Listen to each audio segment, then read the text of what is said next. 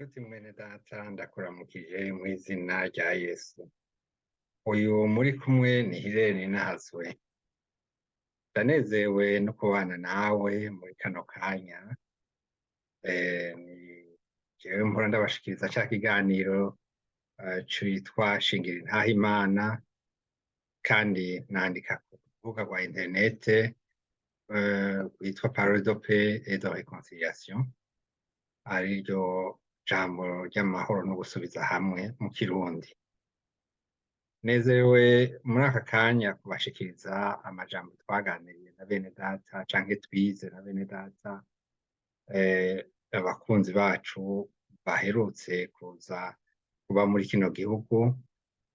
Kubera ivyo twatanguye igikorwa c'uko dusengera hamwe ku munsi wa Mungu itariki isaha 8. Karibu na wewe n'ubutaha tuzobe turi kumwe. Ejo bundi aho twabitangura twarashoboye gufata amajwi kuberaho uno munsi ntivyakunze kuko habayeho ukuntu twagoranye mu buhinga bw'ivyuma, ariko kandi vyagenze neza. Twanezerewe no gushimira Imana yazanye n'iyi tekinoloji ubuhinga, kuko mu bo twari kumwe twebwe twari hano Bone n'umupfasoni wanje, hanyuma tukaba twari kumwe n'abari muri Hanovre, n'abandi bari mu buraruko bw'Umudagi, n'abari mu bumanuko, eka hakaba hariho n'uwundi yari hafi y'isagara rya Essen na Dortmund. Twese twasangiye rero amajambo y'Imana, turaririmba, hanyuma dushimira Imana. Mu majambo twahagaze kuno munsi mu byo twaganiriye, twavuganye yuko twizeye ko tuzobaho ibihe bidashira. Abantu bose bisanzwe bazopfa. Mu vyo tuzi vyanditswe, vyasobanuwe, vyasiguwe, abantu babiri gusa bo nibo bamenyekanye ko batigeze bapfa, kandi Imana ariyo yabibemereye. Uwo nawe umwe yitwa Henoke, uwundi nawe yitwa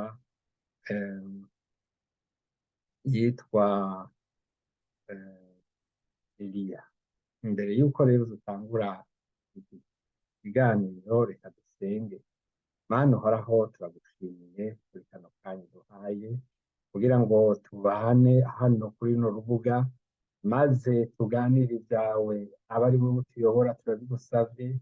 Muhemu wawe atuyobore, kandi aya majambo ahashikire benshi, abahindure ubw'ububasha bwawe. Mana databuja, turaje turasavye imbabazi aho tutagororotse, icyoba cose kiboneka kuri twebwe ku mwansi ikatwagiriza. Turaje gusabira imbabazi n'izina rya Yesu. Ubu rero muri kano kanya nta kindi kituzanye atari kugira ngo tukubahe Mwami, kandi turushinge intahe y'ivyiza ukora, dushinge intahe y'ivyo watwemereye, kuko watubwiye ko uzoza kutujana. Urakoze Mana, kuko uri Imana ihoraho. Turagushimiye kubwa Yesu Kristo warungitse kw'isi kugira ngo natwe tubone gukira. Ishimwe n'icubahiro ni ivyawe, mw'izina ry'Umwami wacu Yesu Kristo, amen. Namaze kubabwira rero mu ntamake yuko twizeye kuzobaho ibihe bidashira. Mu vyo tuzi vyanditswe, vyavuzwe, Enoke na Eliya nibo bonyene batapfuye. Na Yesu Kristo umwana w'Imana yarapfuye, yari yambaye umubiri, murabizi, ariko kandi afise ubumana muri we. Nuko rero wewe nawe ivyamushikije navyo ni ibindi bikomeye, kuko yarazutse. Yesu ni muzima, n'ubu ni muzima. Mwaba mutangara muti mbega ko ariko atubwira ko Yesu yazutse, kandi twimirije guhimbaza igihe yavukirako. ntaco bihindura, kuko ijambo nyamukuru ni uko Yesu ari muzima. Murakoze rero, Yesu abahezagire. Nariko ndababwira Enoke, nagerageje kurondera amajambo nayahawe avuga ku bwa Enoke. Enoke mw'itanguriro rya gatanu niho havuga na kane, hatubwira aya majambo ati: kandi Enoke yagendana n'Imana, araheza ntiyaba akiboneka, kuko Imana janye. Mu Baheburayo 11:5 naho hatubwira amajambo ngo ukwizera niko kwatumye Enoke ajanwa mu ijuru, ngo ntabone urupfu, kandi ntiyaboneka, kuko Imana yamujanye, kuko yashingiwe intahe atarajanwa, yuko yahimbaye Imana. Nababwiye hariho n'uyundi, uwo nawe ni Eliya. Eliya nawe ivyiwe turabisoma mu gitabo c'Abami ca kabiri, niho havuga ngo Abami ba kabiri 2 akarongo ka mbere n'aka 11 niho biboneka neza. Havuga ngo igihe Uhoraho yagomba kujana Eliya mu gashururu wamudugane mw'ijuru, Eliya na Elisa bari mu nzira bava i Rugali. Akarongo ka 11 karabandanya kati: hanyuma bakiriko baragenda bayaga, bagize batya umukogote w'umuriro n'amafarasi y'umuriro birabatandukanya, Eliya aduganwa mw'ijuru n'agashururu. Amen. Ayo n'amajambo usanga muri Bibiliya. Nta bandi bantu na bamwe babonye baduze mw'ijuru kuri ubwo buryo. Twebwe ariko turafise icizere ko tuzoduga. Egome barigeze kubisoma aha kuri uru rubuga, muzohasanga ama video avuga ivyo kuduga ingene bizogenda. Ariko ubu sigo rubanza rw'uno munsi. Ico nezerewe no munsi ni ukukubwira yuko dufise isezerano. Kera twese abantu twari twarapfuye, kuko twari abanyabyaha, twari twaratandukanye n'Imana, nta cari kudukiza namba. Ariko waje kudukiza ni Yesu Kristo. Yesu Kristo yavuye mu ijuru, aje ku bwacu, aje ku bwawe, aje ku bwanje, kugira ngo nanje mbone ubugingo. Icatuma ntoshobora kuja nzoja kwa Data mw'ijuru ni Yesu yaje kudukiza. Ijambo ry'Imana riratubwira neza muri Yohana 3:16, Yesu nyene nico yigishije, arabwira abantu neza ivyiwe. Yavuze ati: kuko urukundo Imana yakunze abari mw'isi, ariko rwatumye itanga umwana wayo w'ikinege, uwumwizera wese ntazopfe rubi, ariko ahabwe ubugingo budashira. Kuko Imana itatumye umwana wayo gucira urubanza abari mw'isi, ariko yamutumye ngo abari mw'isi bakizwe nawe. Umwizeye ntazotsindwa n'urubanza, ariko utamwizeye aramaze gutsindwa n'urubanza. Utamwizeye aramaze gutsindwa, kuko atizeye izina ry'umwana w'Imana w'ikinege. Inshuti yanjye, uwo Yesu ko tumwumvise baramwizeye, ntiyaje guharura ibyaha gusa, ntiyaje kugucira urubanza, yaje kugira ngo ukizwe nawe. uyu munsi umwakiriye urabona bugingo budashira, kuko niko ijambo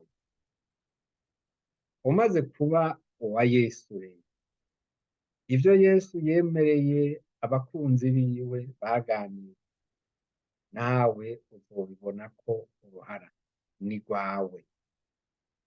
Egome, mu vyo Yesu yaganiriye intumwa ze yarazibwiye neza ati jewe naho mumbona ngiye kwa Data, ngiye kubategura ikibanza, kuko kwa Data hari ibibanza byinshi, iyaba bitariho ariko agiye kubategura ibibanza, nzogaruka kubajana kugira ngo aho mba abe ariho. Ivyo vyabwiwe kandi bikora ku bamuzi, ivyo vyabwiwe kandi bikora ku bamuzi. Reka tuyasome ayo majambo uko yanditse neza. Ntimuhagarike imitima yanyu, mwizere Imana nanje mwizere. Imuhira kwa Data hari inzu nyinshi, iyo ziba zitariho mba ndabibabwiye, kuko ngiye kubategurira ahanyu, kandi ko ngiye kubategurira ahanyu nzogaruka kubajana iwanje, ngo aho ndi namwe abe ariho muba. Nuko ayo niyo majambo Yesu we ubwiwe nyene, kandi yaranavuze ati uje kugira ushike kwa Data, jewe ni jewe nzira n'ukuri n'ubugingo, ntawe ushika kwa Data atajewe.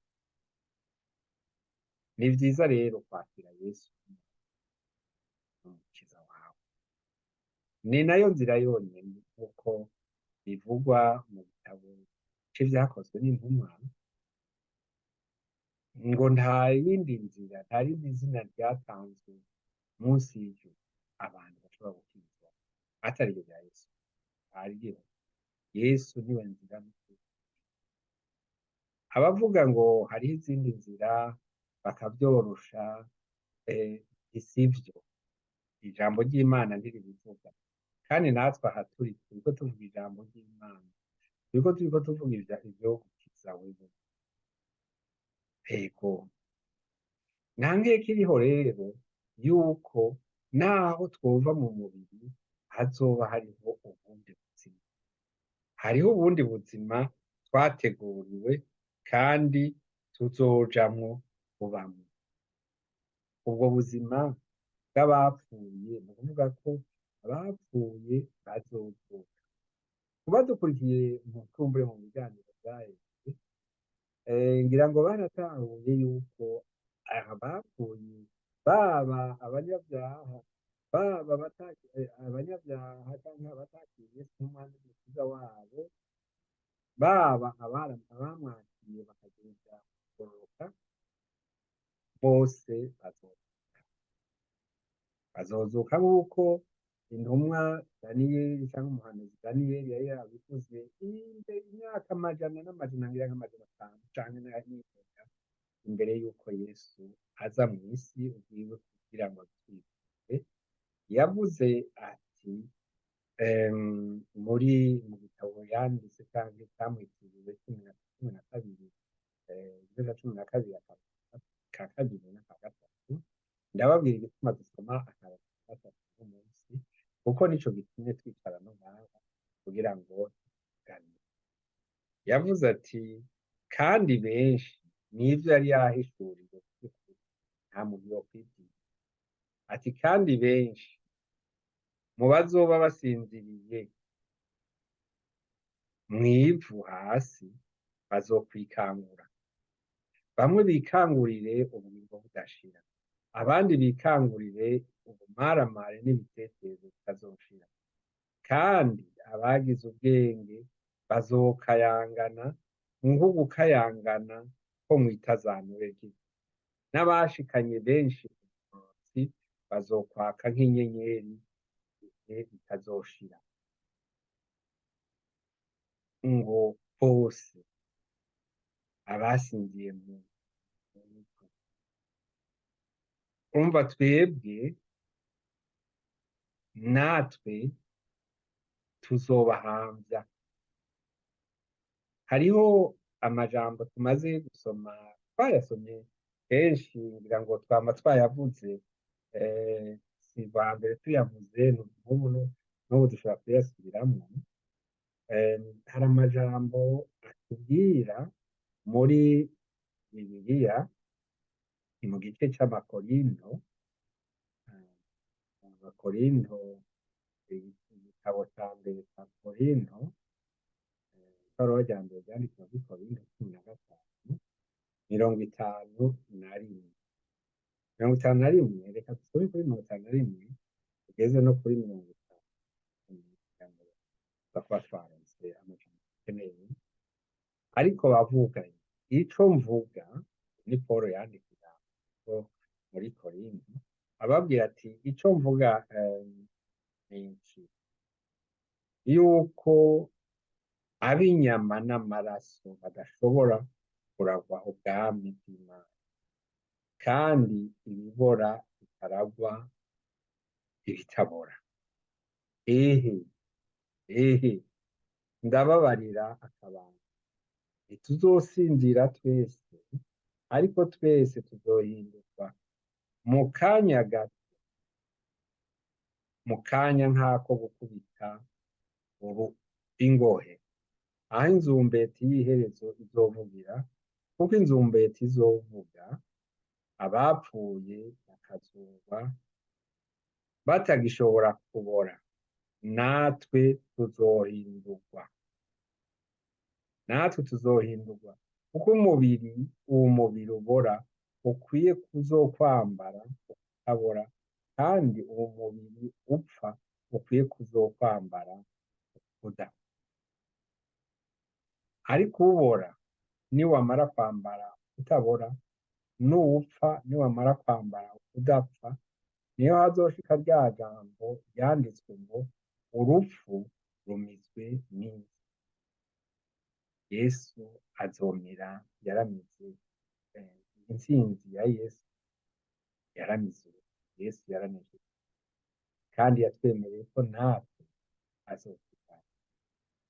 Ego, aya majambo ni amajambo akomeye cyane, kandi amajambo duha kwizera iyo tuzoja.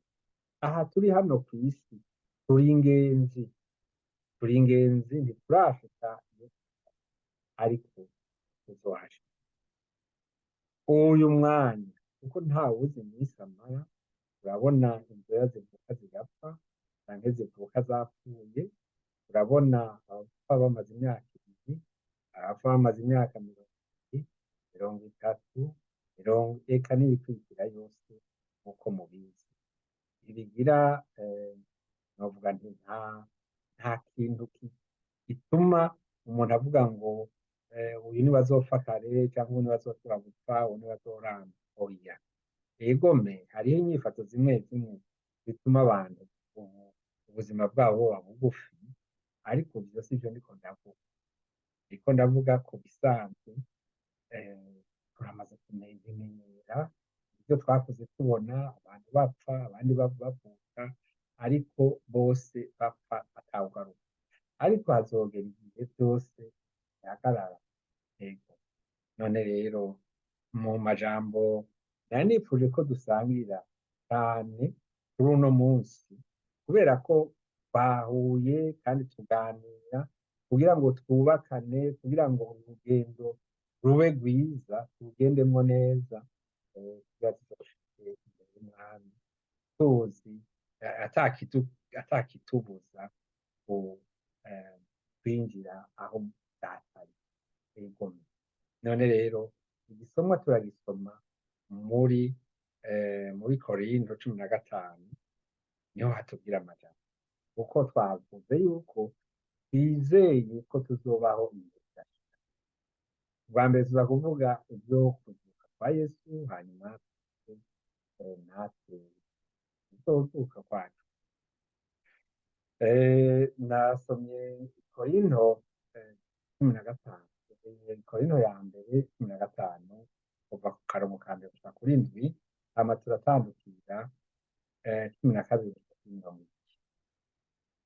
Bavukanye, ndabamenyesha ubutumwa bwiza, ubwo nababariye namwe mukabarira, mukabakira kandi mukabuhagararamwo kandi mugakizwa nabwo,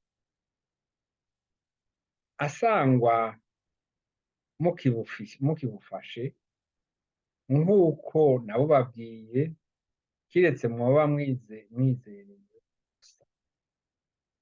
Kuko nabanje kubashikiriza ico nanje nahawe, yuko Kristo yapfiriye ibyaha byanyu, nk'uko ivyanditswe bivuga, agahambwa akazuka ku munsi ugira gatatu, nk'uko ivyanditswe bivuga, akiyereka Kefa, maze akiyereka bamwe cumi na babiri, akongera akiyereka hamwe abavukanyi barenga 500, akiyerekera hamwe abavukanyi barenga 500.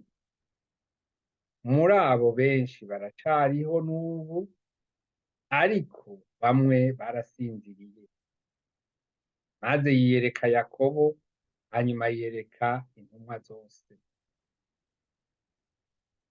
Ariko ko Kristo avugwa ko yazutse bapfuye, hamwe muri mwebwe, bamwe muri mwebwe bavuga bate yuko atawuzuka?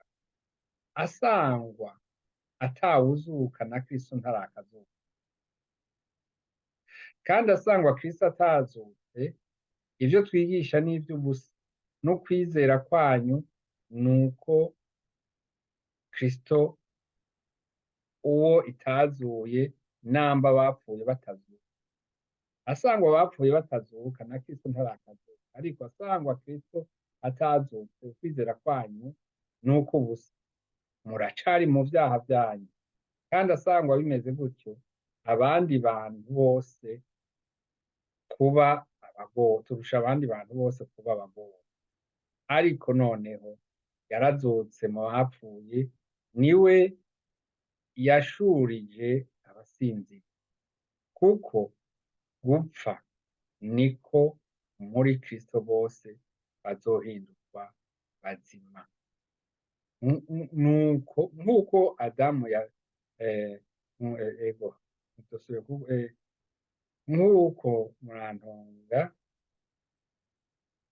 nk'uko urupfu rwazanywe n'umuntu, no kuzuka kw'abapfuye kwazanywe n'umuntu.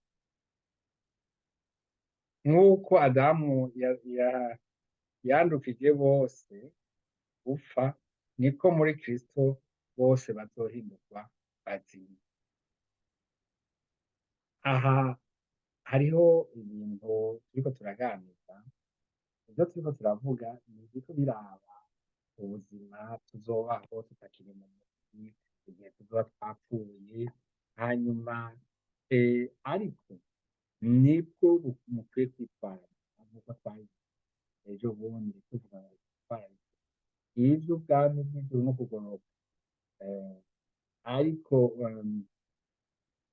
uyu munsi tuvuganye iyo tuzota aho nyene, kuko nico gikuru. Umuntu ashobora kubaho hano kw'isi agowe canke ahiye, ariko adafise ikimwemeza ko, canke atakiriye ako gakiza, impera n'imperuka azoruhuka kugorwa kandi ibihe bidashira. Aha nagomba kubatera intege muri ubu buzima bwo kw'isi turimwo, naho nyene Imana ishaka ko twebwe tumererwa neza. Ntishaka ko turuha, ntishaka ko tugira amagorwa, kandi iratwumviriza nk'abana bayo. Nico gituma mutokwihebura. Ego aha nariko cane mbwira aba bantu bene wacu bari ngaha bafise ibibazo binyuranye kandi bafite n'ibituma byo kugira amakenga kuri iki. Ico nokwibutsa ubu nawe nokwibutsa nawe uri kurumviriza ni uko Imana ifite ubugingo bwawe. Imana yifuza ko ugubwa neza. Simvuze ngo ntabikugora, ngo ntabizokugora, biriho birashoboka ko hari ibizokugora, ariko muri byose urangamije Imana, uze usenge kugira ngo niba itabigukuyeko iguhe inkomezi zo kubihagararamwo neza, kugira ngo ntutsitare kuri ku mugenderanire ifitaniye n'Imana, uhave ukorokera mu byaha, ibyaha navyo bidutandukanye n'umwami wacu. Uhave wanka kwakira umukiza yagupfiriye ku musaraba ngo ubure imbwa n'inzira.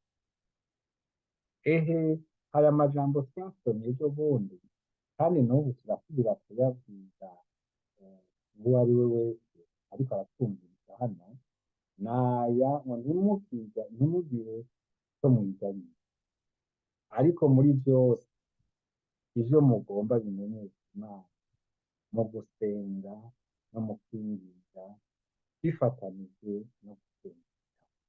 Ibi ni amajambo yanditswe mu Bifilipo 4:6.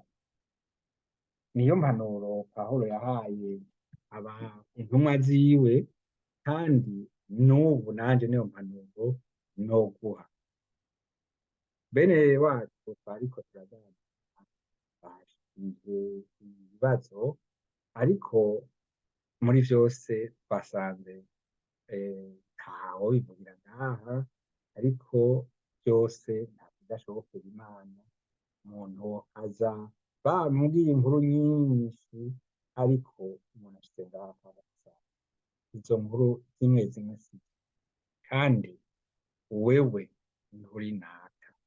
Igihe giheze sico c'ubu, n'igihe kizoza sico c'ubu, ariko uwo twishimiye ni Yesu Kristo umunyenazareti. Ndanezerewe rero no kubana nawe. Iyo video kumbure hari naho ntari kuyifata, ariko no kubera yuko hariho abambwiye bati ntitwashoboye kuhaba, ariko turaza kubirabira kuri video. None rero nawe uri hafi canke uri kure, kumbure wowe utaraza no muri iyi groupe, hariho uzoze ku munsi wa Mungu.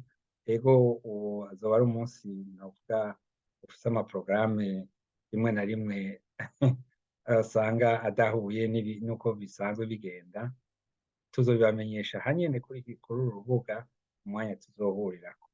Yesu abahezagire. Hari ikibazo cabajijwe n'umwe mu bakunzi bacu, ati mbega nta kuntu mwodufasha n'uru rurimi tukarumenya? Tuzotora umwanya kugira ngo turonke akanya ko kuza turaganira, kugira ngo ibibazo bene ivyo tubitorere inyishu, tubereke n'inzira zirashe kugira ngo ico kibazo kibe co kwishurwa. Hama Umwami Yesu akomeze kubana namwe.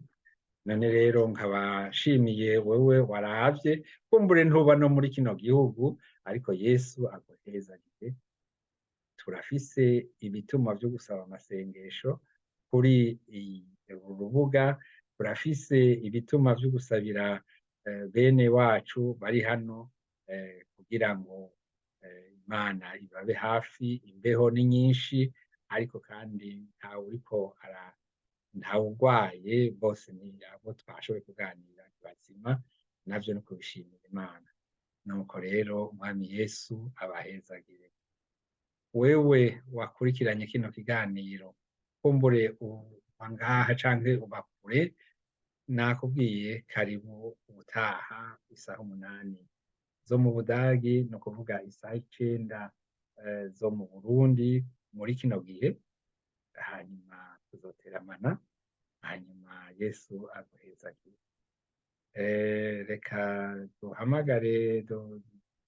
duhamagare ushaka kwakira Yesu nk'umwami n'umukiza wiwe muri kano kanya. Urashaka kwakira Yesu umwami n'umukiza wawe?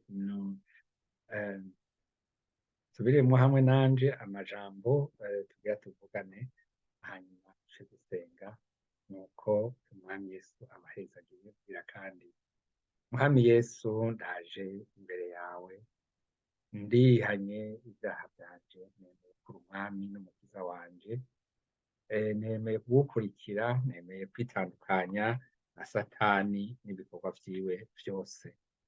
Kuva uyu munsi nemeye Yesu Kristo ko ari we mwami kandi akongera akaba umukiza wanje. Ndagusavye mwami ngo unyandike mu gitabo c'ubugingo, unkure mu gitabo c'ubupfu, ariko unshiye mu gitabo c'ubugingo. Nsavye inkomezi zawe, kurongorwa na mpwemu wawe mu vyo mvuga no mu vyo nkora. Mana, ube ari unyigishiriza kandi ufata akaboko, kuko jewe ntavyo noshobora. Nkaba ndagushimiye mw'izina ry'umwami wacu Yesu Kristo, amen. Nuko mwami Yesu, turagushimiye kuri aka kanya uduhaye kugira ngo tubane n'aba bene data badukurikiye, abavukaye n'abakunzi badukurikiye muri iki kiganiro. Nta wundi ariko ushobora kubidukorera atari wewe.